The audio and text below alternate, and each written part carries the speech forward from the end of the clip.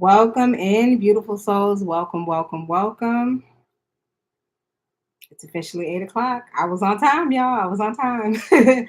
Welcome in, and whether you're watching live or catching the replay, I'm so glad you're here. Thank you for being here. Thank you for showing up for yourself. I'm Brittany, your manifesting mentor, not a coach, not a guru, but a woman who lives this work every single day. And I'm helping others embody it too, so that they can become who they were destined to be here. Okay. So tonight we're diving into one of the most emotional and transformational stories from Dr. Joe Dispenza's Becoming Supernatural. This is chapter one, and we are reviewing the story of Anna Williams. And if you've ever felt like life fell apart after a traumatic event, or that you're emotionally stuck even when your situation has changed, this story is going to hit close to home, but more importantly, it's going to give you hope. That's exactly what happened for me. When I first opened this book, I did not expect to read such drama so fast. Okay. It came in fast and furious. But shout out to Dr. Joe because it kept me hooked from page to page to page. I got even more curious with every flick of the page. So that is what I intend um, in sharing this book with you guys. That's why I decided to read this, because so much of the content I've been sharing has been rooted in a lot of the fundamental truths that Dr. Joe Dispenza shares. The scientific research behind what he shares has really influenced and inspired me. I've seen results in my own life just from doing the work. And I just know that more people need to know about this. So here we are. So, to talk about Anna's story, I'm going to section it off so that we can move through pretty smoothly, whether you're watching the replay or you're here with me live. So, some of the key talking points for section one is that Anna's trauma began after her husband's suicide. And if you have not watched parts 1 through 3, that talks about this excruciating, just heartbreaking situation that Anna found herself in when her husband committed suicide, I highly advise you to check it out. But this is a disclaimer that it is very traumatic. So if you find yourself to be triggered by the content, please move with caution. But I will say that the story gets better. It gets better, and the way that she's able to navigate it all gets better. But when it happened, Anna spiraled into depression. She lost her practice. She developed esophageal cancer. She entered an abusive relationship, and she struggled to take care of her 3 kids. And all of this because her husband committed suicide. And basically, she found out that she was in financial ruins and couldn't take care of herself anymore, or her children, basically. So Anna was in what I like to call fight or flight. She was in survival mode, and she was trapped in a body that couldn't move beyond the past. And that's exactly what being in survival mode means. Like, you are bringing the emotional reaction you had to a traumatic event in the past, you're bringing that into this present moment. And your body doesn't know the difference between what's real and what's imagined. So she's constantly reliving in this emotional pattern, basically.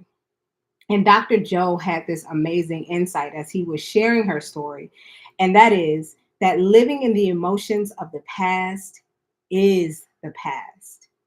And what he means by that is, when you repeatedly feel emotions like guilt or fear, your body becomes chemically addicted to those emotional states. And you probably, if you join me from TikTok, you've heard me talk about being addicted to your emotions. So, as long as you're thinking and feeling the same way every single day, your past will become your future. You will be creating a predictable future as long as you carry the emotional addictions with you. So even if your outer world changes, you'll keep reliving the same reality because your body is still anchored to the emotional signature of that trauma. And so this is something that so many of us never knew. I never knew this until I came across the work of Dr. Joe Dispenza. I never knew that, in essence, I was responsible for managing my emotions. You know, you hear about things like this when you learn about therapy and stuff like that, but I never understood it in the context of how a mind and a body not at ease creates dis-ease. And so Dr. Joe talks about how When you are not aware of this and you're addicted to the emotions of the past, you are creating an internal environment. And so I would say that if this is something that's like a revelation to you, kind of like what it was for me, drop a comment in the comment section. That's also another thing. I want this to be interactive. So whether you're joining the replay or you're joining me live, please don't be afraid to comment because it keeps the dialogue going. And so many people learn from your sharing as well. And so there was a question that came in. I did have people submit questions ahead of time. And I'll also extend that to anyone who's watching. If you have a question for my next live, which will be next Friday, please be sure to drop it in the comments. I got you. This person says, so how do I know if I'm emotionally addicted to my past? That's actually a great question. And I hope you're watching to get your answer. Basically, when you react the same way to the same types of situations, even when you consciously want a different result, that's emotional addiction. Yeah. When you want a different result and you're consciously trying to change, you're like, yeah, I don't want to continue to react. But your body has its own memory. Your body, like Dr. Joe teaches about energy centers, which you probably, if you know about meditation, you know about chakras, right? Those energy centers, Dr. Joe teaches that they each have their own brain, which is responsible for the different organs in each region. And that it has its own brain. So when you are emotionally addicted to the emotions of your past, that energy, those emotions are energy in motion. That energy is stuck somewhere in your body, right? So it shows up as feeling triggered, emotionally overwhelmed, or stuck even after time has passed. This is not just in your head, it's in your body. And that's where the healing begins once you learn about how you are contributing to your nervous system being dysregulated, constantly replaying things that trigger you emotionally, to feeling as though the past event is happening right now in this present moment. If you're hearing something that resonates, drop some fire in the comments. I want to know that this is also resonating with you in the same ways that it resonated with me.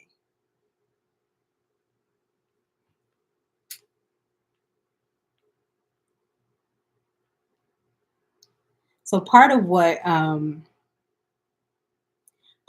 Anna learned as she was moving through her trauma, because I mean, aside from the cancer, she also developed things like ulcers in her mouth and in her sexual organs. She basically went into depression, isolated herself from family members and friends, and even grew a little bit isolated in terms of like raising her children, right? And she had to learn this when she actually encountered a workshop, which we're going to get into in the next section, which is Anna's breakthrough and her transformation. So basically, in part two of um, chapter one, my second video, she attended a workshop of Dr. Joe's as she was invited by a friend of hers. And that's when she realized that her emotions were actually keeping her sick, right? So a lot of times people think that emotions are always the thing that make you sick, and that could be so. But for some people, you know, your body might just be going through motions, right? But I will say that I'm understanding that whether or not your emotions led to the sickness, your emotional state can either help or hinder you in your healing process, because our bodies are natural pharmacies by design. That Dr. Joe talks about this. Um, that when you are unconsciously replaying traumatic events and having traumatic emotional responses, emotions are chemical reactions in the body. And so when you don't know you're actually being triggered by things like anxiety or depression or whatever the emotional addiction may be, you are actually creating an emotional chemical response in your body. So your body's not at its optimal peak to actually do the thing that it can naturally do when it feels safe, and that is heal, right? Cortisol, which is a stress hormone, adrenaline, which is a stress hormone, when those two things are triggered, it's intended to get you out of danger, as if you were in the jungle running from a lion or a tiger or a bear, right? But in reality, you're reacting this way as if you're in danger to everyday circumstances or something that's traumatic, or you're reacting to a new scenario using the same old emotions, which is a trauma response. And so your body doesn't feel like it's at ease or safe or calm to do the thing that it can do. And so you stay in a state of fight or flight. So Anna went to this workshop and she realized her emotions were keeping her sick. She committed to the meditations, the breath work, and the elevated emotional states. And then over time, she ultimately did the thing that made her supernatural, and that is she healed her cancer, something that was technically incurable, right? And I use quotation marks because there's the outer world, the modern world, the science, the status quo of what we know. And then there's what Dr. Joe is trying to get more of us to pay attention to. There is our human ability to do things that science is just now catching up to. So she healed her cancer, she rebuilt her life, she found divine love, and she created a thriving business with multiple employees. And so if you watch part one, Homegirl, after her husband committed suicide, of course, she was distraught, depressed, and all the things. But more importantly, she spiraled into depression. She lost her practice. She was actually a psychotherapist with clients. She lost her practice. Um, and if something like that happened to any of us, like, duh, like, come on, like, we're human, right? So once she started realizing her role in managing her emotions, she started taking accountability.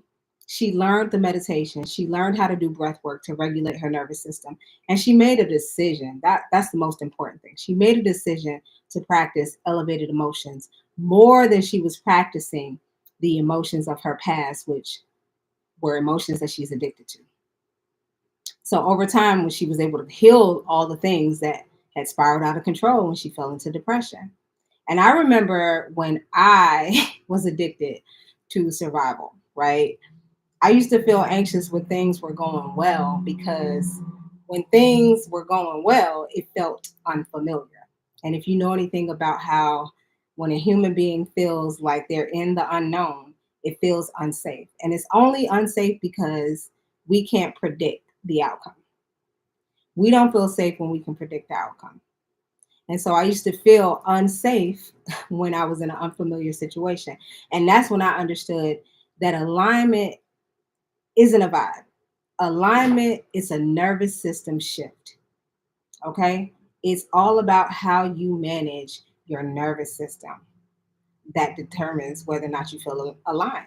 Because think about it, if you're confident, you are in alignment. You know, you feel good, you what people call your vibing well, right?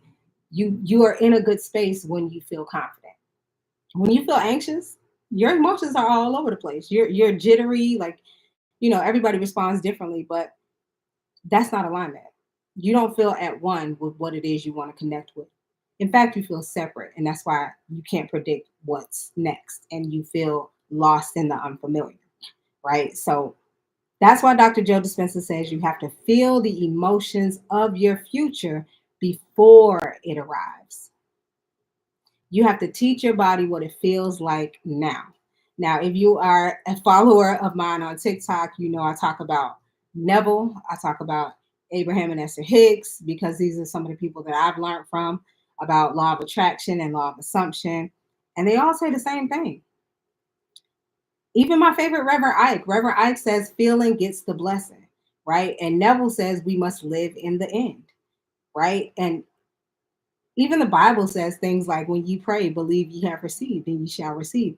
It's all pointing in the same direction of what Dr. Joe teaches from a scientific standpoint of teaching your body to emotionally feel like your future is happening right now. And what that means is just, what do you think it would feel like if your prayers were already answered? Whatever your prayers may be, whether they're for health, whether they are for improved wealth and abundance, whether they're for improvements in your relationships. You got to ask yourself the questions of, like, what would it feel like if my prayers were so now?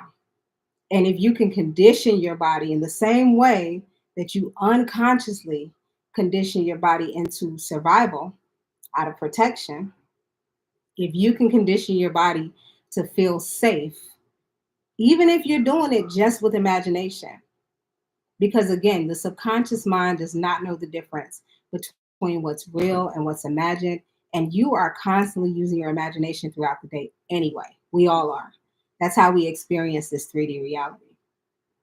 If you're where you are in the moment and you're thinking about somewhere else, you're using your imagination. If you're thinking about what you're going to eat for lunch or dinner or breakfast, you're using your imagination. Before you get out of bed, you probably play in your mind what you're going to do first. You're probably going to grab your phone, check your emails, check social media, go use the restroom. You see it in your mind's eye before it actually happens. That's how we experience this reality. And that's why Neville taught through law of assumption that imagination creates, because what you imagine, you are going to show up based on what you're expecting, what you assume, how you think life is. So your perception is going to color your entire reality. It's going to color how you show up in relationships. It's going to color how you deal with trauma or different circumstances, right? So someone submitted a question. And if any of you have a question, I'll also go with your questions. Feel free to type in the chat. But someone asked, what if I try meditating, but I don't feel anything happening? That is totally normal. Totally normal, especially at the beginning, right? Meditation is like a muscle. When I first started, I was like, so I'm just supposed to sit here and breathe, right? Like when you're building muscle in the gym, you don't expect to go to the gym and have a six pack or, crazy biceps and triceps in a week or even a couple of weeks or a couple months. You understand when you're on that journey that it requires discipline, consistency, repetition, right? We call it reps, and also nutrition and staying consistent with all of that. So you got to treat meditation like building muscle. When it's unfamiliar, of course, it's going to feel crazy. When you go in the gym for the first time and you're trying to lift weights, you got to start light. And you probably don't have high expectations at first. But over time, you start getting comfortable. You get familiar with the equipment. You start getting a little confident, and you start to improve, and you start lifting heavier weights, and you start going for longer, sessions.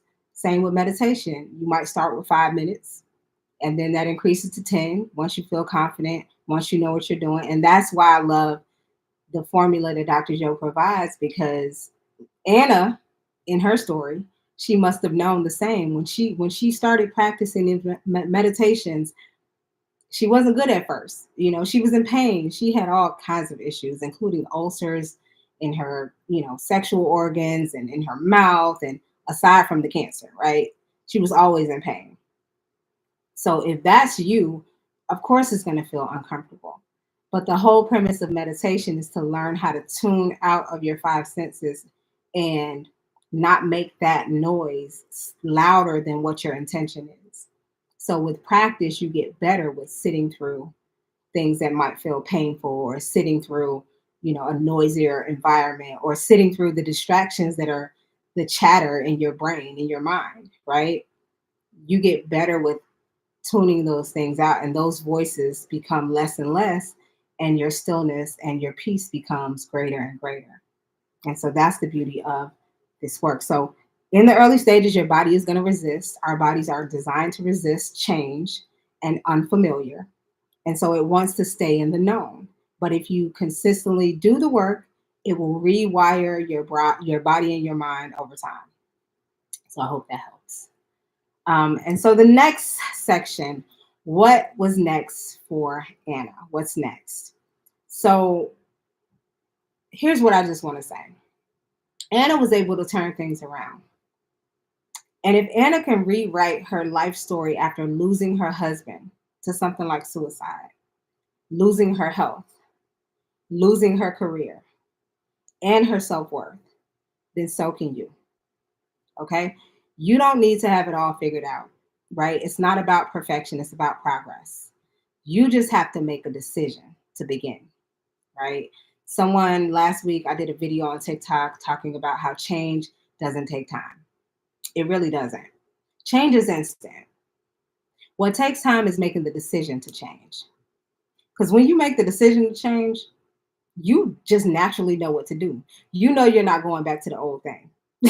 So your steps are basically ordered once you make a decision.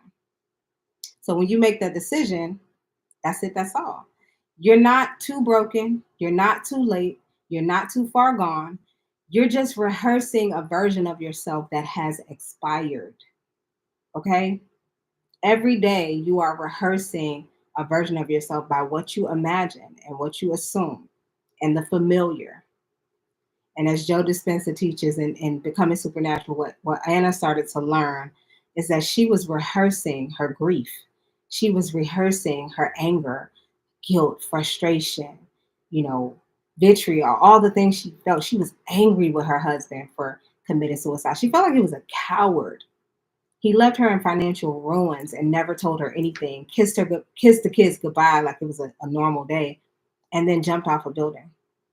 She was angry, but she realized that she continued to bring that experience to her new day every single day. She kept bringing it to the present moment, and the present is a gift. But if we keep bringing the emotional addictions of the past into the present, we keep robbing ourselves of the newness, of the surprise, of the what possibilities lie ahead, which possibilities are infinite. But we limit ourselves with our emotional addictions, our emotional conditioning. And so, if this moved you, just wait, okay? Because in part 4 and 5 of chapter 1, Dr. Joe shares his own experience of the mystical. And so we're talking about entering other dimensions of consciousness, which I've heard about. I've not had my own personal experiences, but I have friends that have, and people in this community constantly talk about it. But also, he's even remembering a past incarnation in this lifetime. I don't know if y'all are following me on both TikTok or YouTube, but I did a video where I talked about Kendrick Lamar. If you're familiar, he dropped an album earlier this year, and it had a song on it called Reincarnated, where he redid a song by Tupac Shakur, and he called it Reincarnated. And he basically talked about past life regression. And he basically, if you're not familiar with past life regression, it's understanding the wisdom that you've lived in other lifetimes, right? Some people take psychedelics in order to have past life regression experiences. And people like Dr. Joe just go into deep meditative practices and know how to induce a calm enough state to have a mystical experience where it's almost like a dream-like state. But people who've had the experience describe it as being very real. Like they're aware that they are still present in this reality, but it feels so real in their dream that they're also conscious that they're living another identity, basically. But in that chapter, in parts 4 and 5, he talks about his own incarnation. And when I'm sorry, I brought up the Kendrick thing because I did a video on my YouTube channel and I did a video on TikTok where I talked about the song that Kendrick did and the reflections on past life regression. So if you're interested in that, definitely check out my YouTube page. You'll see it. I did a part 1 and a part 2. But for Dr. Joe, what he shared was actually really powerful. And it's where we really start to explore what is possible because his experiences, and you're going to see because I'm going to upload those videos tonight. They've already been recorded for you.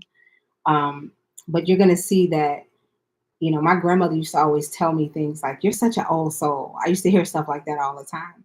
And it's because when I was much younger, from like 3, 4, 5, 6, 7 years old, my grandma felt like I had like an inner wisdom about me.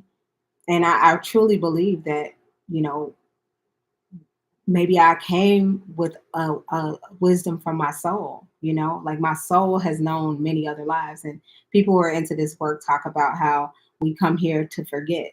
We come here to forget and to relive whatever we did and resolve in the last lifetime. So, you know, whether you believe that or not, I do believe that we all come here with our own inner wisdom of the soul. And that's what wisdom is knowledge of the soul.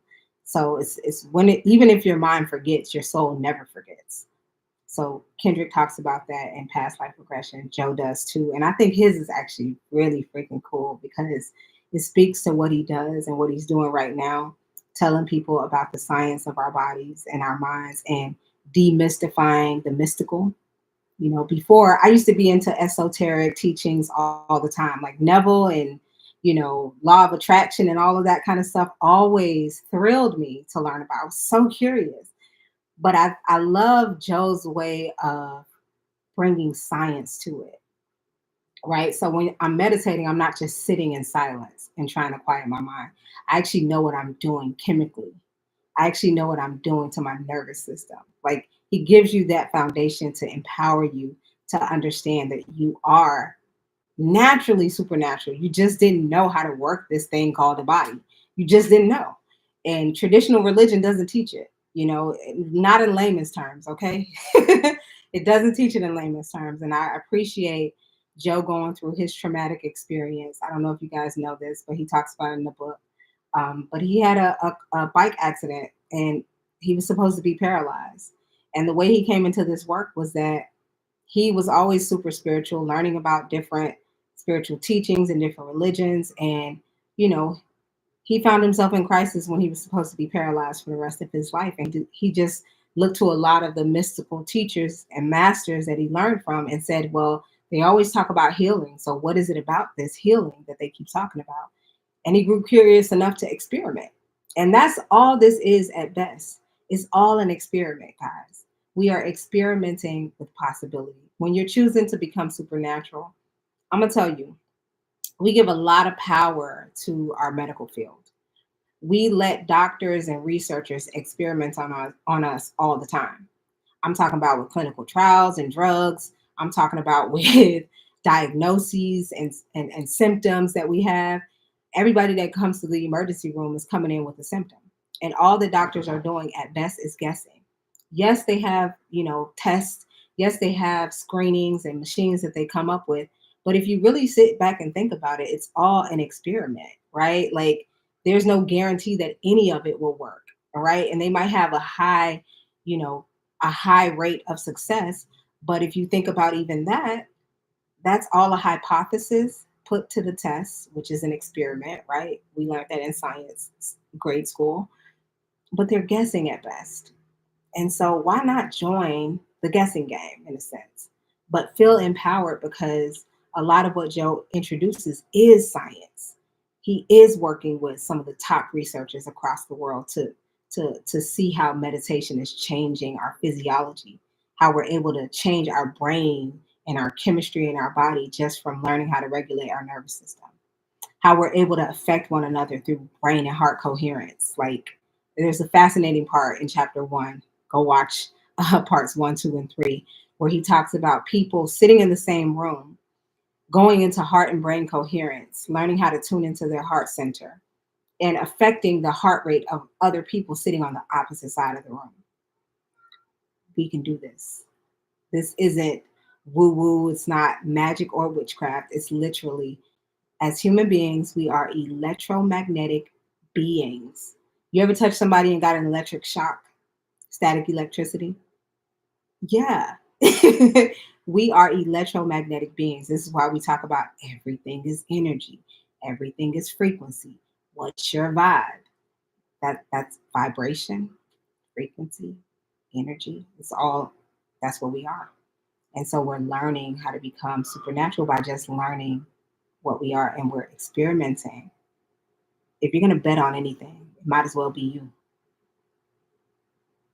And that's why I'm showing up to do these readings. I'm that passionate. When I'm passionate, to know me is to know. When I'm passionate, I go hard. I go hard for what I'm truly into and I truly believe in. And I see it as a wonderful challenge. I see it as a wonderful challenge. And don't ever tell me what I can't do. Tell me what I can't do. I might just spend the rest of my life trying to prove you wrong. Just saying. Not outwardly, but internally. Like, who am I? What am I really built like? Like, what am I made of? Right. And so that's what parts 1 through 5 of Becoming Supernatural like really got me so inspired. I kept reading the book. Just a little bit of my background. I've been doing this work for about 5 years now. I learned about him in 2019, just before the pandemic. When the pandemic happened, I actually joined a group across the pond. They were in England. There was this beautiful sister that I connected with, and she led a group of people who were just meditating, and it was like a support group of sorts. But just people who were meditating and then sharing and supporting one another, especially when things shut down. And she just happened to mention the book.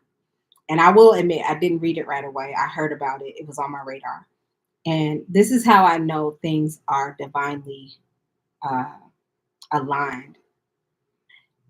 I happened to be on YouTube months after joining this group, showing up consistently, and someone said Dr. Joe Dispenza has a course that's usually $400, about $400, and it's free. But I think it's a glitch. That's what the person said in their post. And I listened because I heard free. You know how we are. I heard free. And in my mind, I was like, oh, let me check it out. Let me just see. I went to his website, and sure enough, it said $0 for this particular course that he had. And it was called the Intensive. And that was like his introductory course, which is like a companion to his books, where you take what you learn from the book and you actually put it into practice. And he's lecturing, and then you practice the meditations. And it's a full on experience, but it's available online. Put it in my cart, hit purchase, and it was there. And it's been there since in my account. And I've used this course over and over again. And I've since purchased other courses. But this is what I mean by I felt like, what are the chances of that showing up on my timeline? What are the chances of that book showing up in my group meditations? Like some things you can't even orchestrate on your own. But since doing this work, my life has completely improved in so many ways. And it's even beyond just health. It's my quality of excitement when I wake up for my day. It's my ways of which I deal with things from a new elevated state of consciousness, how I'm breaking habits of being myself. And I say breaking because there's layers and levels to growth, right? Just when you think you've healed, let something trigger you in your reality, and you're going to find out just how healed you are. Okay. And so breaking the habit of being myself and those emotional addictions have been a game changer. I've seen relatives benefit from this work. I've helped relatives benefit from this work. As I mentioned, the brain and heart coherence. Dr. Joe's community, they understand things about healing, not just for themselves, but for others. And so we have an opportunity to play a bigger game.